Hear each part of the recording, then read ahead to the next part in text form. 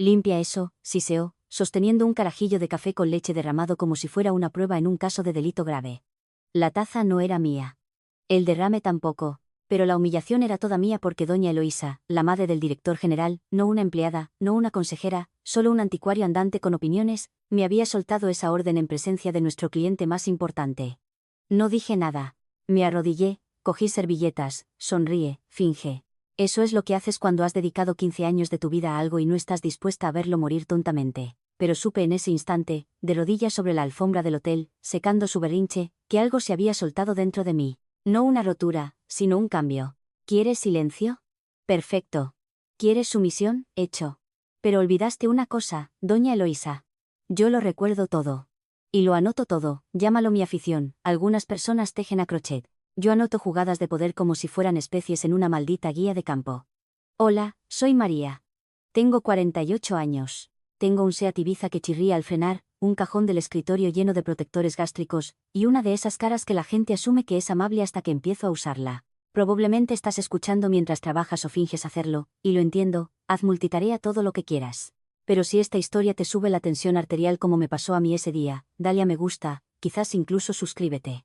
En serio, mantiene al equipo cafeinado y fuera de las gargantas de los demás. De lo contrario, empezamos a hacer cosas como alfabetizar el papel de la impresora. En fin, déjame retroceder a cuando las cosas aún tenían un atisbo de sentido. Northcross Partners empezó en un dormitorio de invitados y un garaje sin calefacción. Don Haroldo Northcross, que en paz descanse, tenía el encanto de Alfredo Landa y la paranoia de un hombre que guardaba sus contraseñas en una caja fuerte y luego olvidaba la combinación. Pero era listo, conocía a la gente, confiaba en el crecimiento lento. Cuando entré, éramos yo, Haroldo, un tipo llamado Bill, que solo duró 3 meses, y el perro de Haroldo, Jasper, que una vez se hizo pis en el maletín de un banquero durante una reunión de presentación. Buenos tiempos. Yo no era llamativa. Todavía no lo soy. Nunca necesité serlo. Mi trabajo era escuchar mejor que el otro y arreglar lo que los clientes no sabían que habían estropeado. Haroldo solía decir que yo era el termostato de la sala. Mantenía las cosas a una temperatura que no congelara ni quemara. Confiaba en mí. Incluso me hizo dirigir temporalmente la empresa la última vez que tuvo un susto de salud y necesitó retirarse un tiempo. Dijo, no dejes que venda el alma del lugar mientras yo no estoy. Y no lo hice. Sobrevivimos a 2 baches económicos. La investigación federal de un cliente y un rebranding que parecía un logo de pasta de dientes casado con un espantapájaros. A pesar de todo, me quedé. Haroldo se quedó. El trabajo siguió siendo bueno. Entonces Haroldo murió. Sin previo aviso. Solo una llamada de su hija diciendo, papá falleció anoche en sueños, en paz, ese tipo de paz que enciende un fuego en cada rincón de tu vida. En el memorial, vestí de negro, llevé flores y me hice útil. Ya sabes cómo es. La gente deambula como turistas del duelo, y alguien tiene que rellenar las malditas urnas de café. Eso es lo que Haroldo habría hecho. Doña Eloísa, mientras tanto, revoloteaba como si estuviera haciendo una audición para Dinastía, secándose sus ojos secos con un pañuelo monogramado y recordándole a cualquiera a 10 pies de distancia que su hijo asumiría el lugar de Haroldo. Ahora, entra Devon. Devon Northcross, 30 y tantos, corte de pelo caro, ego más grande que nuestros ingresos trimestrales, y la inteligencia emocional de un bocadillo de jamón. Le había visto merodear por el negocio a lo largo de los años, apareciendo durante las fiestas o cuando su cartera de criptomonedas bajaba. Una vez me preguntó si teníamos un becario que pudiera hacerle la colada porque este lugar debería tener un servicio completo. Lo nombraron CEO en menos tiempo del que se tarda en actualizar tu biografía de LinkedIn. La primera semana, programó una reunión de realineación de visión. Traducción, usó 50 palabras de moda para decir que no le gustaba cómo se hacían las cosas y que quería energía fresca. La junta directiva sonrió como maniquíes. La mayoría de ellos debían a Haroldo una deuda o una partida de golf, ninguno quería desafiar el linaje. Ahí fue cuando doña Eloísa empezó a aparecer. Sin título, sin rol, solo estaba allí. Ocupaba el viejo asiento de Haroldo en las reuniones como si fuera su derecho de nacimiento. Hacía comentarios como, eso no es muy femenino, al revisar mis presentaciones. Una vez me ajustó el cuello antes de una videollamada, le pedí que no lo hiciera. Dijo, solo intento ayudarte a parecer menos. De Ohio. Soy de Dayton. Muerde esto. Mi primer cliente histórico fue reasignado en el mes. Queremos darle a Kevin la oportunidad de extender sus alas, dijo Devon, refiriéndose a un tipo que una vez envió un correo a toda la empresa con un pedido de chipotle. Bien, ese es el juego. Juega despacio, ten paciencia. Haroldo me había preparado para momentos como este. O eso creía. Mantuve la profesionalidad. Reescribí presentaciones que Dex Lorraine destrozaba con fuentes rosas y emoticonos de estrellas. Asistí a reuniones que se cancelaban de la agenda de Devon. Sonreí cuando los clientes susurraban, «Espera, ¿es realmente su madre?», como si estuviéramos en una extraña sitcom. Incluso me reí una vez, pero empezó a sumarse. Los comentarios sarcásticos. Las repentinas verificaciones de bienestar de RRHH preguntando si me sentía alineada. Mi resumen de la revisión anual solo decía que podía mostrar más entusiasmo por el nuevo liderazgo. Luego vino el café. Ese evento era para nuestra cuenta más grande. Llevábamos 15 años con ellos. Doña Eloísa irrumpió como si estuviera organizando los Oscar. Mandó al becario a arreglar sus diapositivas, derramó su bomba de azúcar por toda la alfombra y luego, con la gracia de una villana de James Bond, me señaló y dijo, «Limpia eso». Y lo hice. Luego me levanté y caminé. Y no dije una sola palabra porque mi dignidad puede estar polvorienta, pero no está muerta. Pensaban que se deshacían de la vieja guardia. Pero lo que no sabían era que Haroldo una vez me dio una carpeta, de cuero fino, con relieve dorado, y dijo, «Por si acaso, pequeña. No la abras hasta que la necesites». Esa noche lo hice, y el juego cambió. El obituario apenas estaba en línea cuando los buitres empezaron a rodear con zapatos de vestir y blazers pastel. La muerte de Haroldo golpeó como la caída de un árbol en un bosque, silenciosa, repentina, y nadie estaba realmente preparado para admitir cuánta sombra solía proporcionar. Celebraron la reunión de emergencia de la Junta 2 días después. Ni una semana, ni siquiera el tiempo suficiente para que las cenizas de Haroldo se asentaran. El correo electrónico llegó a las 7:03 a.m. Asistencia requerida. Planificación de sucesión urgente. Festi de Niagro. Devon vestía un traje azul marino y la sonrisa de un hombre que cree que el universo finalmente se dio cuenta de que le debía algo. La Junta apenas miró los estatutos antes de aprobarlos sin más. Continuidad, lo llamaron legado familiar. Sin importar que el único legado de Devon fuera un podcast a medio terminar sobre la cultura del esfuerzo y una línea de camisetas que decían la garra es sexy en Comic Sans. Papá siempre dijo que este lugar podía ser más que una aburrida consultora, declaró Devon como si estuviera dando una charla TED que nadie pidió. Es hora de dar el salto al futuro. No dije nada, solo miré mi bloc de notas donde había garabateado una sola frase. Él nunca dijo eso.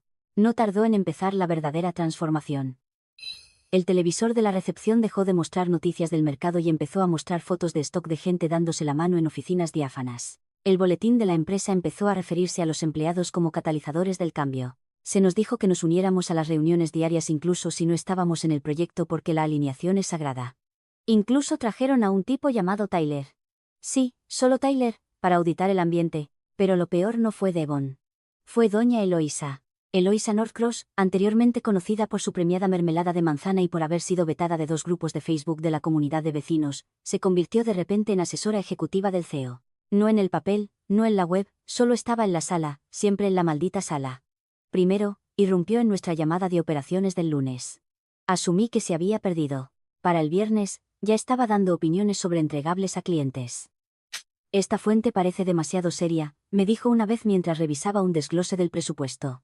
Démosle un poco de fantasía. A la gente le encanta la fantasía.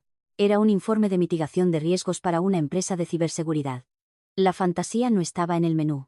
Merodeaba detrás de Devon durante los recorridos por la oficina, señalando cosas como la cafetera o el ficus y susurrando. Al poco tiempo, teníamos una máquina nueva que solo hacía lates de leche de avena y un ficus que perdía hojas como un gato nervioso. Lo que dolió no fue solo la absurdidad, sino el silencio, el mío. No me opuse cuando reasignaron la cuenta de Becker. Había gestionado la cartera de Becker desde el primer día. Los habíamos incorporado en el garaje de Haroldo. Había volado a su sede durante una tormenta de nieve para ayudarles a navegar por una fusión, y ahora se la estaban entregando a Greg, que pensaba que Vidda era una marca de combate. Greg tiene un toque moderno, explicó Devon cuando le pregunté amablemente por qué no estaba incluida en la reunión de transición. Becker quiere a alguien que entienda el mercado actual. Sin ofender siempre es un código para pensamos que eres vieja. Luego vino el rebranding. Doña Eloísa reunió al equipo de diseño en la sala de descanso con una bandeja de Rice Krispies y dijo, hagamos este logo más accesible. Lo que siguió fueron 6 semanas de blobs pastel y eslóganes en minúsculas. Nuestro borrador final parecía sacado de una caja de cereales sin gluten. Hice mi trabajo. Reconstruí presentaciones después de sus intromisiones. Suavicé las cosas cuando los clientes preguntaban por qué una mujer mayor con un bolso Coach seguía apareciendo sin previo aviso. Sonreí cuando doña Eloísa me daba muestras de perfume no solicitadas con la nota, este es juvenil, pero aún humilde. Cada pequeño corte sangraba un poco más. Mi título no cambió, pero el aire a mi alrededor sí. Los colegas dudaban antes de incluirme. Los proyectos que solía liderar se quedaban en silencio. Incluso la recepcionista, Dios la bendiga, empezó a decir, déjeme consultar con Devon cuando pedía reservas de sala. Aún así, no dije nada porque la gente como yo, esperamos, observamos, sobrevivimos a los desastres que no se nos permitió nombrar. Pero el golpe de gracia final llegó durante la reunión general del segundo trimestre. Estaba de pie cerca de la parte de atrás, aferrando un vaso de papel de café aguado cuando Devon lo dijo. Esta empresa solía funcionar con conocimiento heredado. Ahora funciona con audacia. Legado, esa palabra de nuevo. Código para estancamiento obsoleto. Doña Eloísa intervino. Y gracias a Dios que tenemos algunos ojos frescos en la sala, ¿verdad? Acarició el brazo de Devon y escaneó a la audiencia como una profesora sustituta revisando si pasaban notas. Nadie me miró, lo cual fue peor que cualquier otra cosa. Ya me estaban borrando en tiempo real. Después, el vicepresidente de Baker me apartó. María, sé honesta, dijo, con los ojos esquivos, ¿quién es esa mujer? ¿Cuál? Pregunté porque necesitaba un segundo. La de la blusa amarilla con el portapapeles. Dijo que es la jefa de estrategia. No lo es, respondí. Entonces, ¿qué es? Di un largo sorbo de mi café y dije, es familia. Asintió. Ah, no digas más. Y se alejó. Esa noche, me quedé hasta tarde para limpiar mi bandeja de entrada y reordenar algunos archivos. Doña Eloísa pasó por mi escritorio al salir, seguida de una nube de perfume y arrogancia. No trabajes demasiado, dijo. No te haces más joven, se rió, sola. Me quedé mirando la pantalla un buen rato antes de abrir un cajón que no había tocado en años. Dentro, debajo de una pinza de carpeta polvorienta y un rotulador seco, estaba lo que Haroldo me había dado hace 5 años. Encuadernado en cuero, con relieve. Una frase escrita con su caligrafía aguda y espigada en la contraportada, ábrelo solo si el futuro olvida el pasado. Los bordes estaban desgastados, los sellos aún intactos, pero el futuro, me había olvidado, y yo estaba a punto de recordarle quién construyó los malditos cimientos. Me dije a mí misma que era solo una fase larga, estúpida, humillante, como la pubertad con etiquetas de nombre y cadenas de correos electrónicos pasivo-agresivos. ¿Quieres creer que si mantienes la cabeza baja y haces el trabajo, la marea cambiará? ¿Que alguien con un blazer de repente recordará que eres la razón por la que nuestras cuentas más importantes no se marcharon cuando Haroldo se tomó la Baja América? ¿Que ser callada y competente todavía significaría algo en un mundo ahora dirigido por palabras de moda de LinkedIn y los tableros de Pinterest de Eloísa etiquetados como energía de jefa? En cambio, me regalaron un asiento en primera fila para el circo. Devon reunió un nuevo equipo de innovación central, que era solo código para contratar a gente que había conocido en un retiro tecnológico donde todos llevaban sudaderas a juego y coreaban sobre sinergia. Estaba Austin, que se describía a sí mismo como un alquimista de ideas. Paige, que tenía 2 títulos en narración organizacional y pensaba que el silencio en las reuniones significaba que no estabas completamente presente. Y Jace, solo Jace, que una vez me preguntó si nuestro CRM heredado podría convertirse en una interfaz de blockchain porque había leído un artículo. Devon me asignó la tarea de entrenarlos. Dales la descarga, María. Eres nuestro cerebro institucional. Casi me río, no porque estuviera equivocada, sino porque sabía que una vez que mi descarga estuviera completa, me desenchufarían y tirarían el disco duro a un cajón. Aún así, los entrené. Me senté en salas de conferencias explicando historiales de cuentas, trampas de proyectos y por qué nunca se programan llamadas a clientes los jueves porque Greg de Legal siempre se pone beligerante después de las catas de whisky a mitad de semana. Asintieron, garabatearon palabras de moda, y luego lanzaron un canal de Slack llamado North Cross Racing, donde publicaban citas inspiradoras y reseñas de agua de coco. Doña Eloísa, mientras tanto, volvió a editar. Entraba en el departamento de gráficos y se cernía detrás de los becarios, sugiriendo que añadieran más purpurina a los gráficos circulares. Puntuó una de mis presentaciones para un cliente de gestión de riesgos añadiendo clip art de un detective de dibujos animados sosteniendo una lupa. Cuando le pedí amablemente que lo revirtiera, respondió, no te cases tanto con tu trabajo. Son solo píxeles. Rehice todo lo que tocaba en silencio, porque en algún lugar del fondo de mi mente, todavía pensaba que la profesionalidad era mi espada y mi escudo. Entonces llegó la llamada de Rogers. El señor Rogers, no ese, era el director de operaciones de una empresa de logística de defensa. Gran cliente, gran temperamento. Los habíamos estado cultivando durante más de una década. Estábamos a mitad de la presentación, Devon tropieza con un discurso que Lorraine había adornado con transiciones de texto incendiarias cuando el señor Rogers interrumpió. Disculpe, ¿quién es esa mujer otra vez? Señalaba a Lorraine, que estaba sentada al final de la mesa, comiéndose una mandarina a mitad de llamada como si estuviéramos en su maldita cocina. Es familia, dijo Devon, tropezando, me ha estado asesorando. El señor Rogers entrecerró los ojos. ¿Es su madre? Devon asintió. Rogers guardó silencio un momento, luego murmuró, Jesucristo, y apagó su cámara. La llamada terminó temprano. Después, doña Eloísa hizo un puchero. ¿Qué le pasa? Devon simplemente dijo que ya vendrán, como si la gravedad fuera opcional. Las siguientes semanas se desdibujaron en un largo y lento sangrado. 1000 cortes de papel. Invitaciones al calendario donde era opcional. Entregables revisados sin mi opinión. Una cena de clientes de la que solo me enteré al ver las fotos en Instagram. Lorraine etiquetándose a sí misma como reina corporativa. Luego llegó la gala. Gala anual de apreciación de clientes. Haroldo la empezó como una forma de agradecer a nuestros socios de larga data, un evento de clase.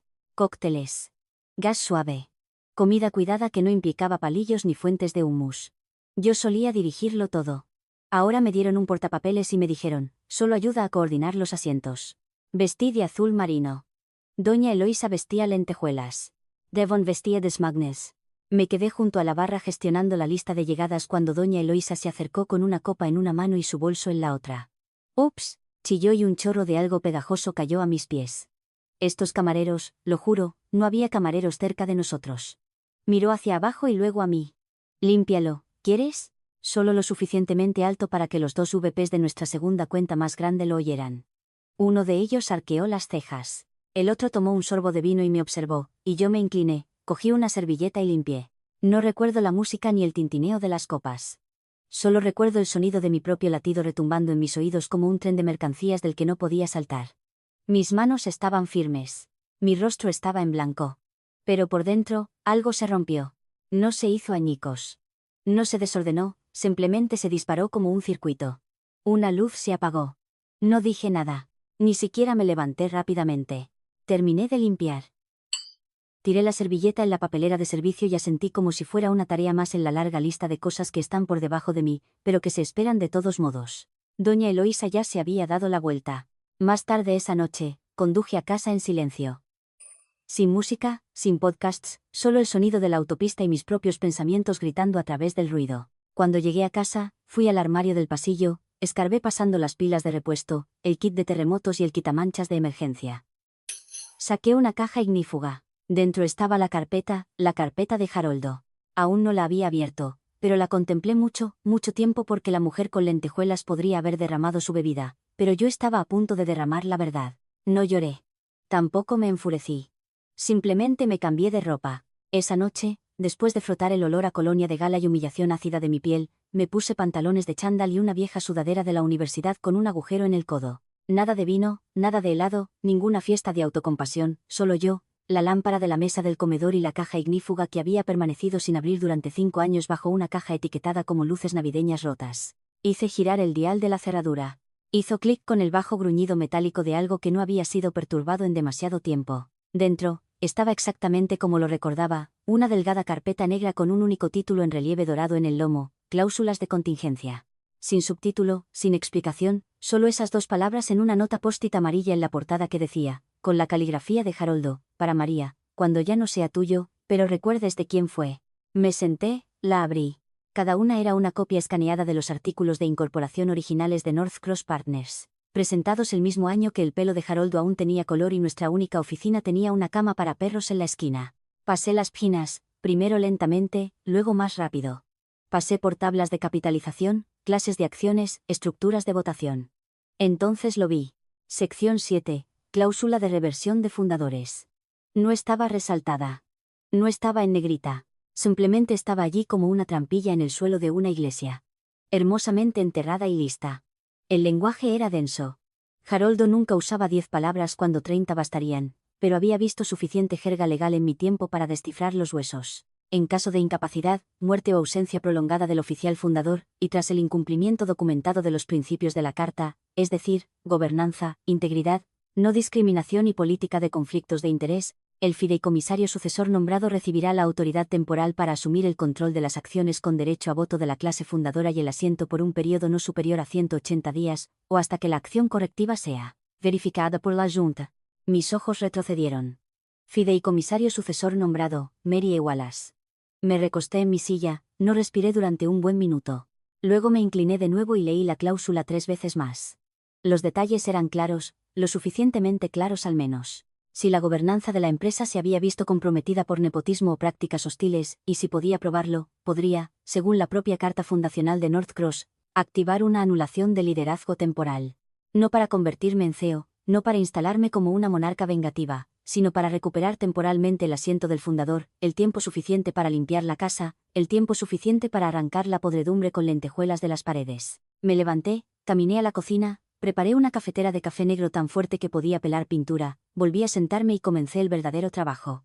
A las 10:45 p.m. Había hecho 3 copias de la cláusula, resaltado cada línea que importaba, cruzado referencias con las violaciones de la carta, etiquetado una nueva carpeta de evidencia de apoyo.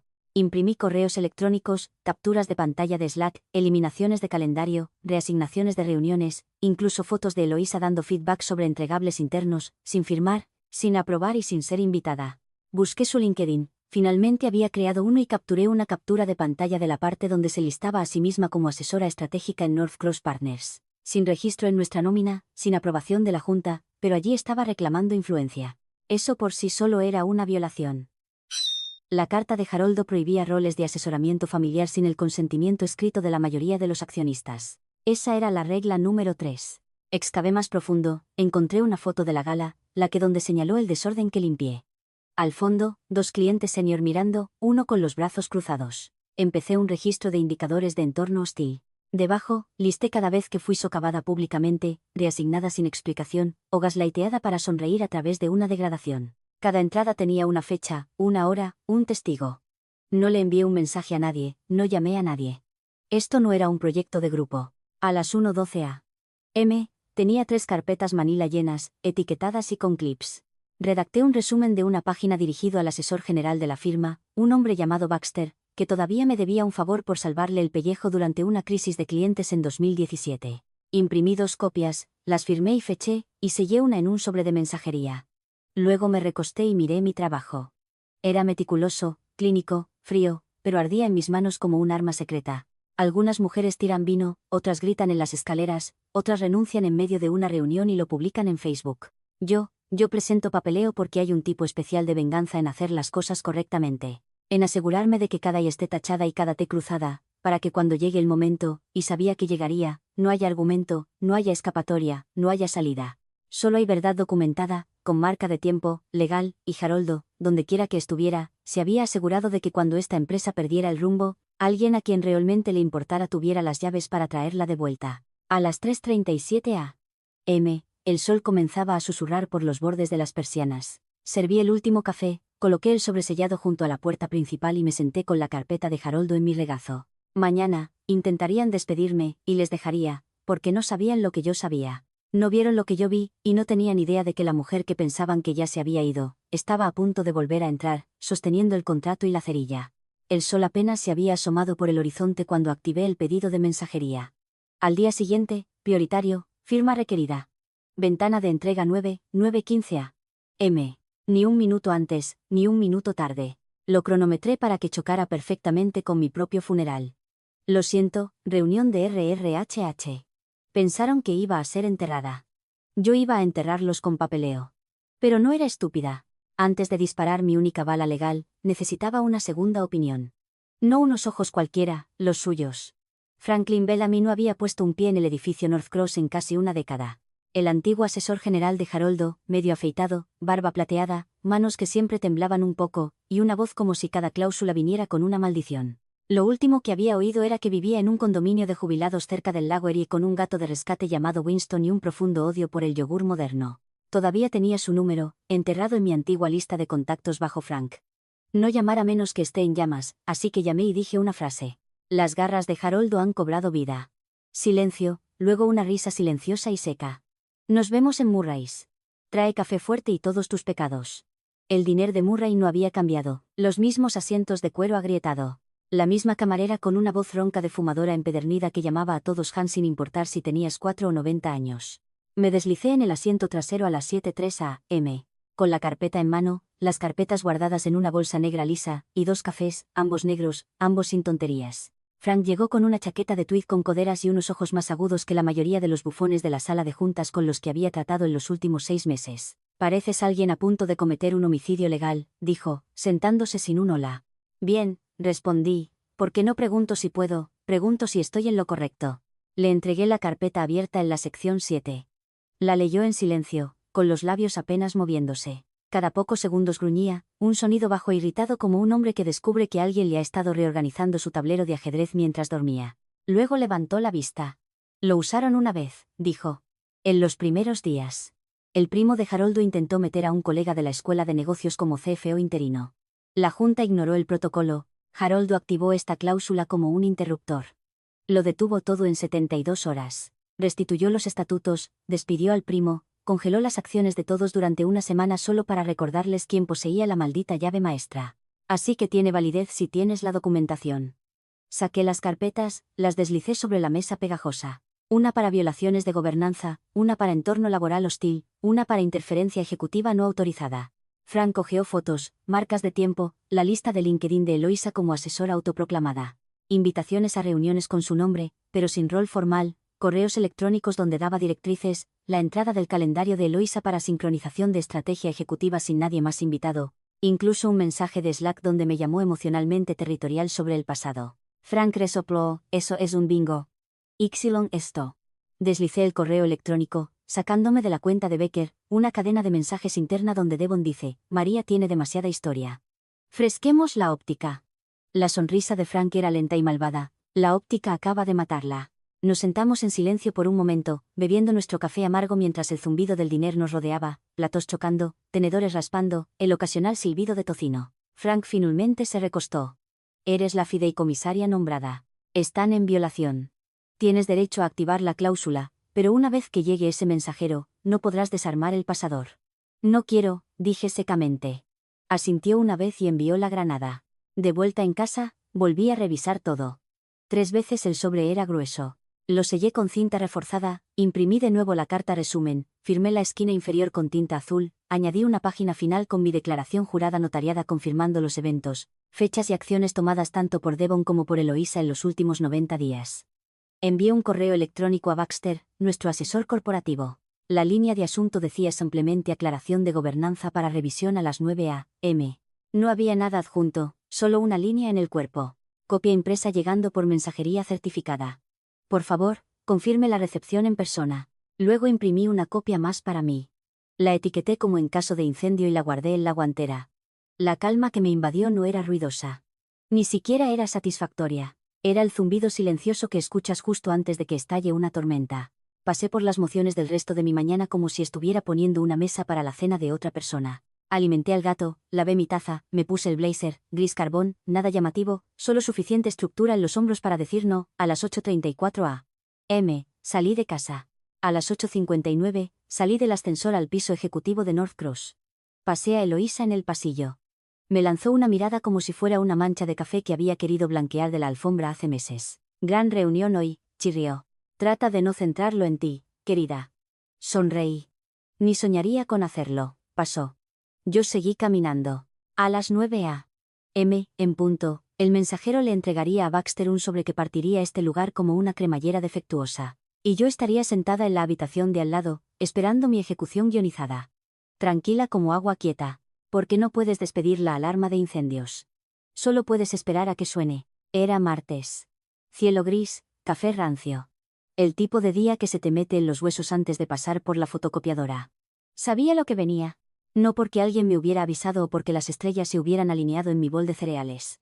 No, lo sabía porque Devon era el tipo de hombre que pensaba que la retribución funcionaba mejor antes del mediodía, mientras el café aún estaba caliente y los egos no se habían cuajado. El correo electrónico de RRHH llegó a las 7:52 a.m. Asunto, discusión sobre conducta en el lugar de trabajo. Asistencia requerida. Hora, 9 a.m. Ubicación, sala de conferencias ejecutiva B. Sin detalles, sin contexto, solo la vaguedad suficiente para hacer sudar a un becario por debajo de su camiseta. Pero yo no sudaba. Llegué temprano. Devon, por supuesto, llegó tarde, oliendo a Tom Ford y a malas decisiones. Eloisa ya estaba sentada cuando entré, posada como una duquesa de descuento con su bufanda floral y uñas rojas de garra, bebiendo té de su propia taza, ribeteada en oro, probablemente traída de casa porque la vajilla corporativa le daba urticaria. La representante de RRHH era nueva, recién salida de la universidad, probablemente. Parecía que todavía creía en la cultura de la empresa. Su etiqueta decía Nicole, y no me miraba a los ojos. Parecía que alguien le había entregado una granada de mano y le había dicho que era una bola antiestrés. María, dijo Devon, sentándose frente a mí como si estuviera organizando una charla junto a la chimenea. Gracias por unirte a nosotros. Esto no tardará mucho. Eloísa sonrió sin enseñar los dientes. Es tan importante mantener un espacio para la rendición de cuentas. Devon miró a Nicole, que jugueteaba con una carpeta y un bolígrafo con la marca de la empresa. Mantengámoslo simple, dijo, chasqueando los nudillos como si nos estuviera haciendo a todos un favor. Tu actitud se ha convertido en un lastre para la moral. Los clientes se han dado cuenta. El liderazgo se ha dado cuenta. Te has resistido al cambio, has sido despectiva con la estrategia del equipo y, francamente, insubordinada. Dijo la última palabra como si supiera a Caro. Levanté una ceja, no hablé, no parpadeé. Nicole barajó algunos papeles. Basándonos en la documentación proporcionada por la alta dirección, esto califica como motivo de un despido según la sección 12.4 de nuestra política de conducta del empleado. Devon se echó hacia atrás, entrelazando los dedos detrás de la cabeza como un dios de fraternidad en un trono de poder prestado. Así que, dijo, con efecto inmediato, quedas despedida de tu puesto en North Partners. Eloísa ya estaba sacando algo de su bolso. Un sobre triste con mi nombre impreso en Comic Sans. Probablemente pensó que esa fuente suavizaba el golpe. Aún así, no dije nada. Nicole carraspeó. Tendrás 30 minutos para recoger tus cosas, se desactivará tu acceso al sistema a las 9:30. Seguridad está en espera. Solo protocolo estándar. Eloísa volvió a hablar, su voz teñida de condescendencia azucarada. Agradecemos tus años de servicio, querida. Esto es solo la evolución natural de las cosas, la miré. Realmente la miré.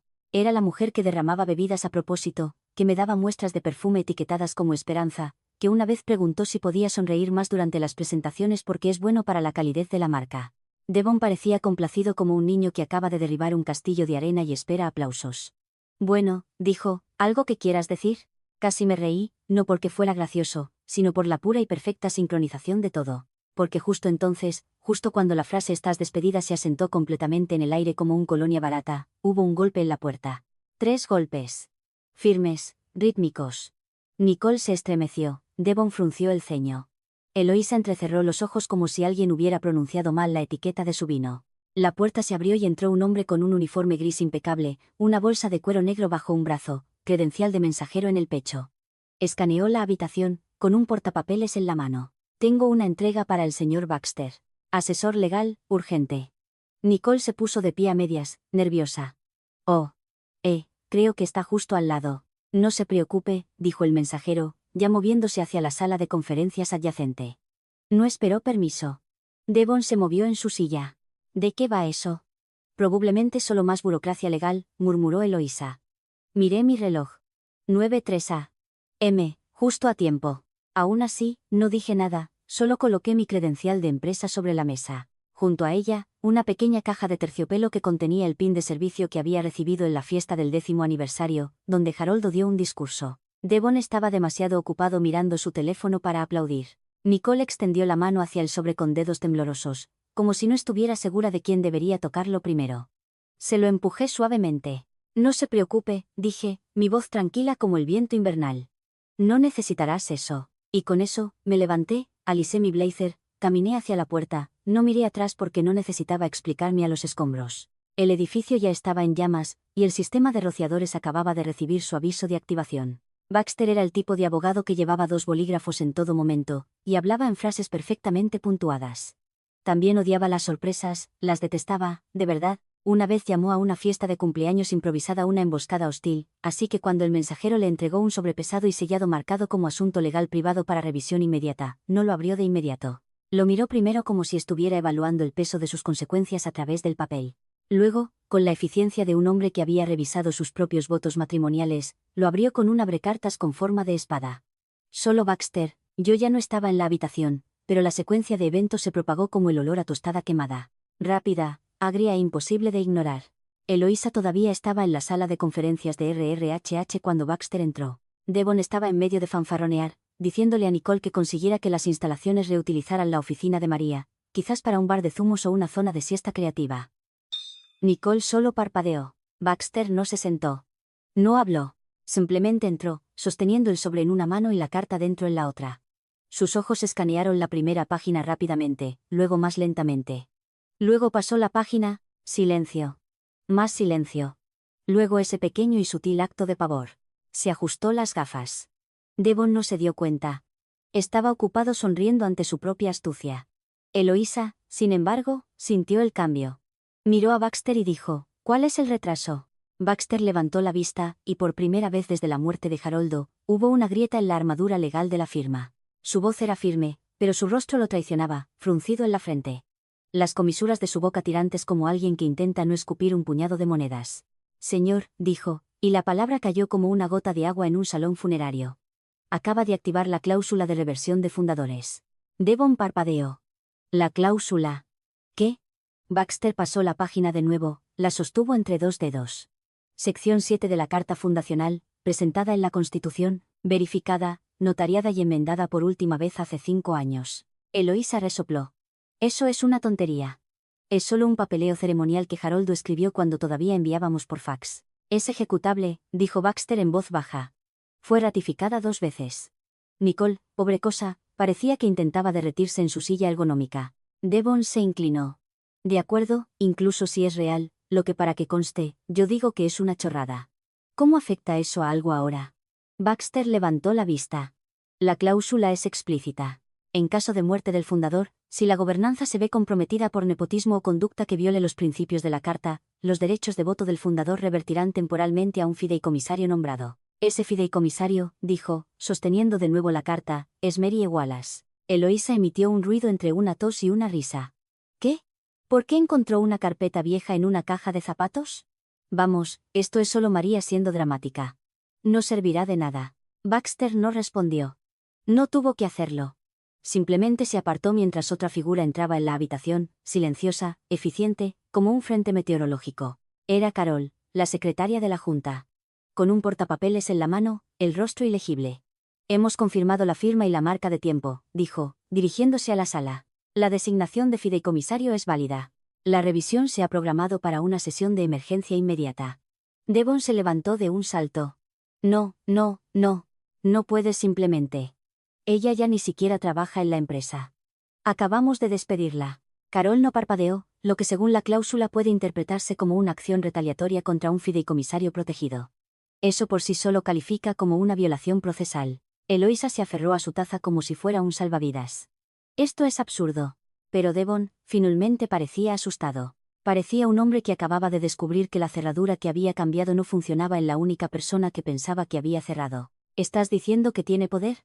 Preguntó, con la voz delgada. Ahora mismo, dijo Baxter, cerrando la carta y guardándola en su maletín con precisión, ella es poder. Durante los siguientes 180 días, un largo y caluroso silencio se extendió por la sala como una cortina sofocante. Luego llegó el golpe final. Baxter abrió su portátil. Según el procedimiento de la cláusula, la autoridad de la señorita Wallace incluye la capacidad de poner a los ejecutivos superiores en permiso administrativo temporal pendiente de revisión de gobernanza. Levantó la vista. ¿Desea que redacte el aviso o prefiere hacerlo usted mismo? La boca de Devon se abrió. No salió nada. Eloísa finalmente dejó su taza. Y por primera vez desde que se deslizó en esta empresa como un virus perfumado, no tenía ni una palabra. No me senté a la cabecera de la mesa. Eso habría parecido demasiado ansioso, demasiado hambriento. Y yo no estaba aquí para arañar el poder. Estaba aquí para restaurarlo. Así que elegí el segundo asiento a la derecha, el que Haroldo solía llamar el ancla silenciosa. Daba a la ventana. Dejaba entrar la luz. Te permitía ver moverse las sombras mientras otros fingían no sentirlas.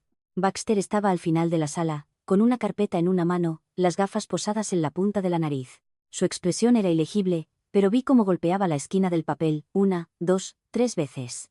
Esa era su señal. Solo lo hacía antes de leer algo que pondría fin a la carrera de alguien. Eloísa ya se estaba ajustando la blusa como si fuera una reunión para almorzar. Devon sudaba a través de su cuello a pesar de que el aire acondicionado estaba puesto a temperatura de taquilla. Intentaba sonreír como si las cámaras todavía estuvieran encendidas. Baxter no alzó la voz. No lo necesitaba. Señor, dijo a Devon.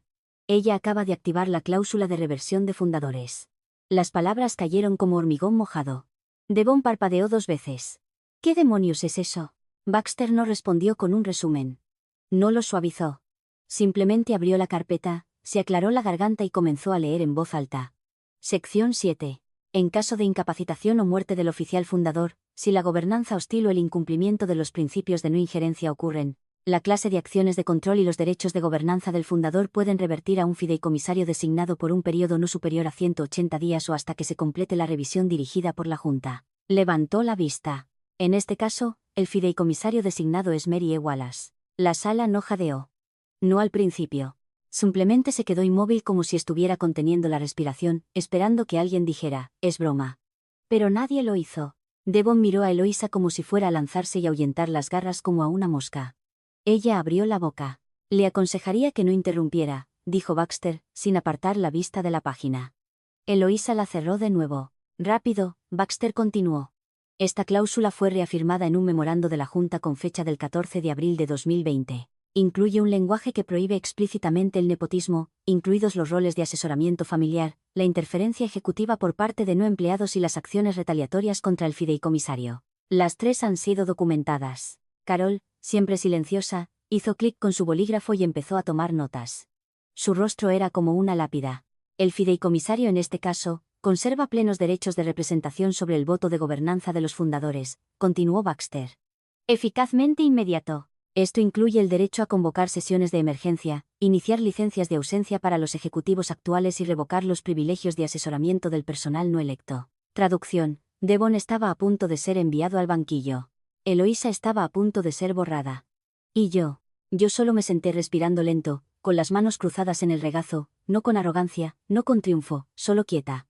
Porque la verdad se estaba moviendo por la sala ahora. Pesada, innegable. Esto es absurdo, murmuró Devon, frotándose las sienes. Ella ni siquiera trabaja aquí ya. La despedimos.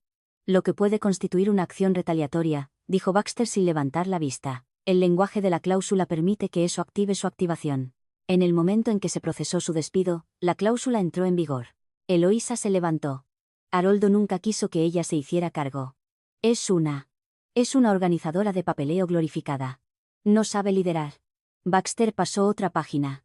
El último memorando de Haroldo, escrito 6 meses antes de su muerte, hace referencia a la señorita Wallace como el esqueleto institucional de North Cross, la única persona en la que confío el alma de la empresa si me voy. ¿Quiere que lo lea en voz alta? Eloisa se sentó. Devon miró a la pared. Nadie me miró, pero podía sentir cómo cambiaban. El asesor legal, que solía sonreír cortésmente y luego ignorar mis correos electrónicos. Ahora escaneaba la cláusula por encima del hombro de Baxter. Los miembros de la Junta que una vez me llamaron confiable como si fuera un premio de consolación.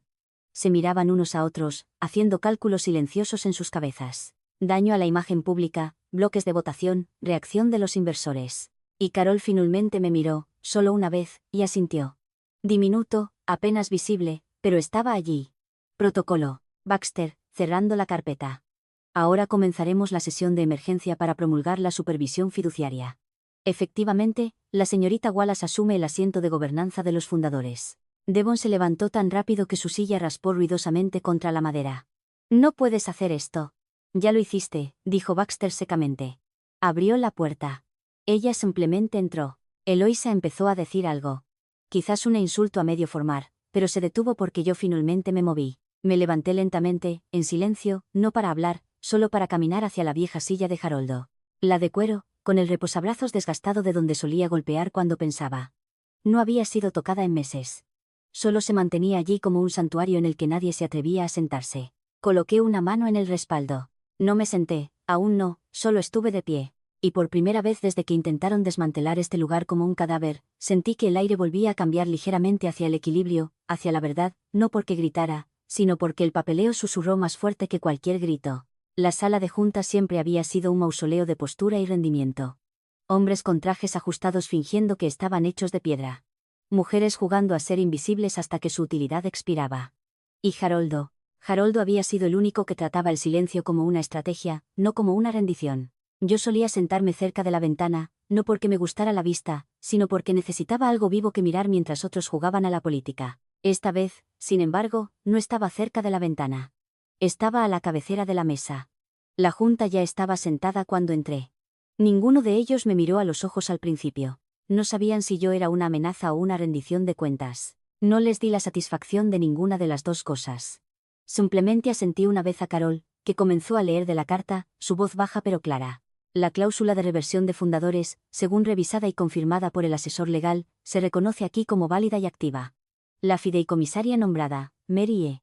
Wallace asumirá el control de todas las autoridades de gobernanza designadas por los fundadores con efecto inmediato. Sin aplausos, sin jadeos, solo el incómodo crujido de las sillas y el sonido de las malas decisiones calcificándose en tiempo real. Devon estaba sentado a un lado, no con la junta, sino en la silla de invitados que solían reservar para becarios y consultores. Su corbata había desaparecido, la camisa desabrochada en la garganta como si quisiera señalar indiferencia casual, pero no podía ocultar el rojo en su rostro ni el tic en su mandíbula. Eloisa había sido excluida de la sala antes de que comenzara la reunión. Al parecer, intentó entrar de todos modos, exigiendo que alguien respetara su legado. Se llamó a seguridad.